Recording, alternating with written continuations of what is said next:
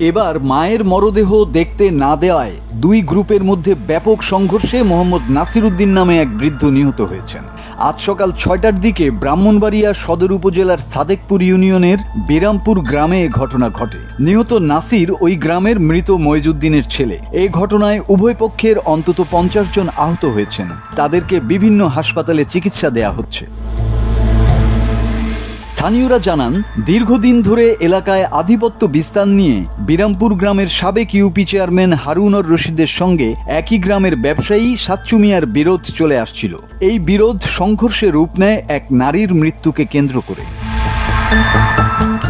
স্থানীয়রা জানান, গতকাল শুক্রবার গ্রামের এক বৃদ্ধা মারা যান। তার ৬ ছেলের মধ্যে ৪ জন সাবেক চেয়ারম্যান হারুন এবং ২ জন সাচ্চুর পক্ষের অনুসারী। গতকাল ৪ ভাইকে না দেখিয়ে মায়ের লাশ দাফন করে বাকি ২ ভাই। এই নিয়েই শুরু হয় সংঘর্ষ।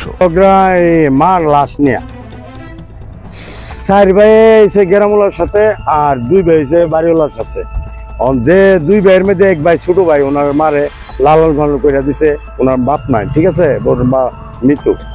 আর মহিলাটার নিয়ে ঝগড়া সৃষ্টি হয়েছে লাশ নিয়ে। অনেক মায়ের দৌড়, একজন মারাও গেছে, ঠিক আছে, অনেক কিছু যাই ঝামেলা, মানে ইডাইডি মাখামাখি গুলাগুলি বোমদা ইডাইডি বুঝিনি, অনেক কিছু বুঝিনি ভাই। আমার মেয়ের জামাই কোনো অসুস্থ রোগ, উনি অনেক বছর বিদেশ করে আছে, রুগীলা ডায়াবেটিস হয়েছে, এখনো হালি কথা মারা দিকে টিকে গেলাম। এখন গতকালকে শুক্রবার দিন 3:30 বাজে মা মারা গেছে। আমার বড় ভাই যেটা মানে ফোন দিছে, ভাই কই আছো? মা তো দিনিত নাই। আমি ট্রেনে কুমিল্লা থেকে ট্রেনে রওনা দিলাম, গেছি 5 মিনিটের জন্য ট্রেনটা পাই নাই। পরবর্তী আবার বাসের রাস্তায় ফিরে আসছি, আইসা বাসে উঠি না, সিএনজি ডাইরেক্ট নিয়ে আইসি।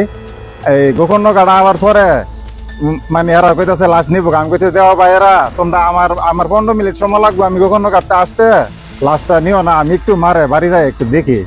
না, আমার ভাই হক ভাই বললা মানে মেজো ভাই, উনি বলতেছে হ্যাঁ দেখলে দেওয়ানার মত থাকলে বাজারকে দেখবো না, আর না দেখলে না দেখবো। কয়েছেরা মার শরীরের লাশের পানিটা সরাইতে পারে নাই, টানা কইরা লাশটা মারে নিয়ে গেছে। নিয়ে আপনার জানাজা পড়াইছে। আমি তো গোকর্ণঘাট আইতে 15 মিনিট সময় লাগতেছে, এই সময়ের ভিতরে জানাজা পড়াই আর লাশ দাফন করে লাগছে।